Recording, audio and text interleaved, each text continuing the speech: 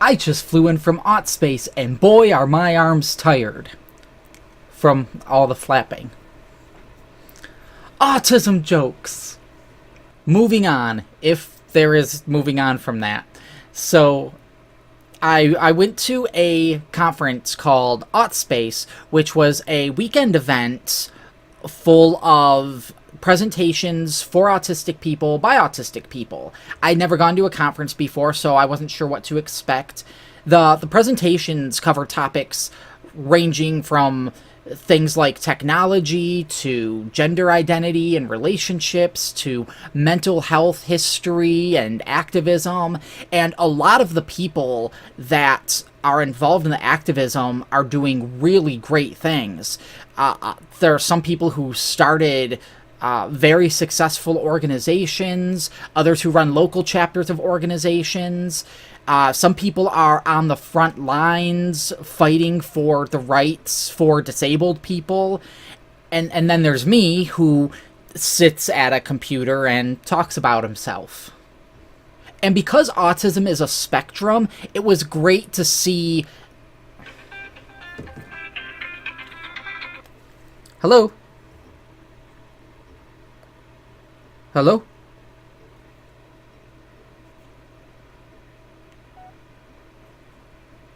And because autism is a spectrum, it was great to see people interacting and learning from one another, which could have proven very enlightening for people like this.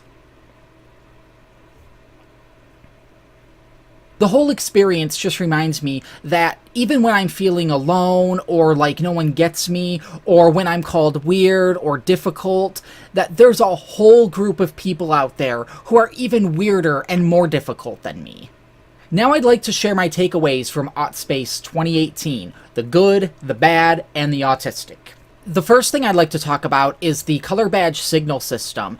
You change the color on your badge to indicate how you want people to communicate with you. Mine was always on green because I want friends, but I don't know how to friend people. So the green was basically like a puppy wagging its tail signal. You would let people know that you were interested in being approached, but didn't know how to be approached. And this worked really well, with the exception of 2 interactions that I can think of. Everyone else who I interacted with approached me first, because I had the green badge, which made it really easy to meet the people that were there and communicate.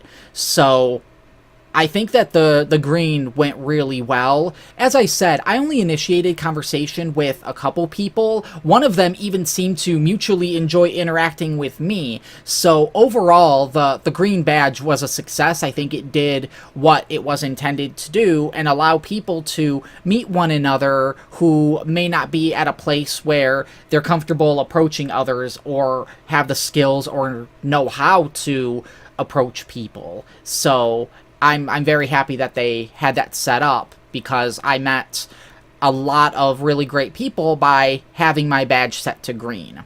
The orange badge, or the oops, sorry about that badge, meant only talk to me if I indicate that you are a person who can talk to me when my badge is set to orange. The problem with this is, naturally, when we want to say stuff to people, we just say it. But then we end up getting this glare from the person we're talking to. They look up and glare at us, and that's when the orange badge comes into view, and so we utter, oops, sorry about that, and continue on our way. And that happened to a lot of people. It happened to me. I watched it happen to other people. So that's the problem with the orange.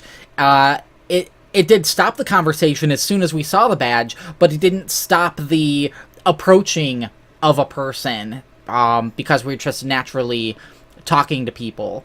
I don't know if the people who set their badges to orange were satisfied with the results. And red was the badge of invisibility, so there's no way to find out if the red badge worked or not.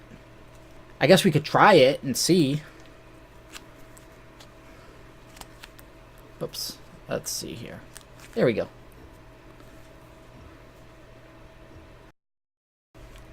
So, I mean, I guess the footage will tell us whether or not this is working, but this is meant to make sure that no one speaks to you. So, again, I don't know if the red badge works or not. I also love that when I tripped over a few chairs, people actually felt good about themselves afterward, because some of us have a dexterity of 3, to use a Dungeons and Dragons metaphor, and when we see others sharing the same shortcomings and difficulties that we have, we don't feel so bad about ourselves. So, you're welcome, and I will probably trip over more chairs in the future. A couple of the things that I learned while I was there was how to play an awesome, though complex, card game called Innovation, and how to lose at set and bananagrams repeatedly. And there was definitely some drama and tension. It was resolved, but it still needs to be mentioned because it did happen, and it had a significant impact on many of us. The Wi-Fi was out.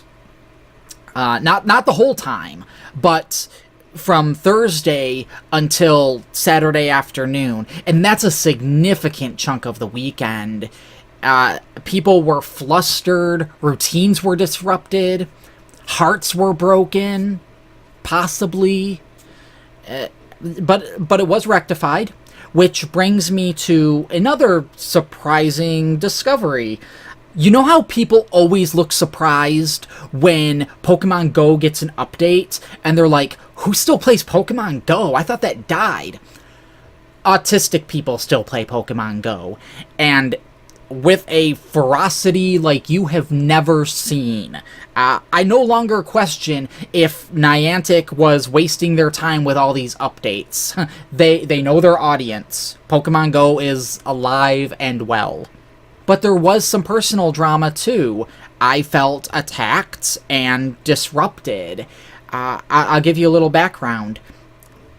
I live pretty close to the conference center, so I would drive in the mornings, and I'd stay till about 8 p.m., and then I'd go home and come back the following day, rather than staying in the rooms there. On my way in on Sunday, this truck flung a rock at my windshield. It would have been different if everybody's cars got hit, but singling me out because I'm autistic was a pretty bold move, truck driver. I thought of getting the ACLU involved or contacting my senator, but the damages only totaled around $13, so I'll pay it and move on. But I just want to forget that ever happened. There were social events each evening, but I can't comment on any of those because, as I mentioned, I left before any of those began. I was at home using the internet. Overall, I like the experience. People seem to enjoy or tolerate interacting with me enough that I felt included, but not so much that I would fall in love with them while I was there. Maybe if I had gone to the social events. We'll never know if I could have been a part of a polygamous relationship. My biggest regret, if I could do it all over again, or if I get another opportunity to go to an event like this someday, I regret not bringing a Nintendo Switch with me. Hey, you want to play some Puyo Puyo Tetris with me? Great, I love Puyo Puyo Tetris. Hand me a Joy-Con. Aw, I love you too. But I didn't bring it. We live and we learn. So that was my experience at Autspace 2018. I want friends, so feel free to follow me on Twitter at GiantLobsterBot. Also, I have a variety of content that I put out on my channel. Feel free to check that out as well, and if you like what I do, please subscribe and hit the like button on the videos that you like. Thanks for watching, and if I end up getting a dislike on this video, it's probably going to be from that guy.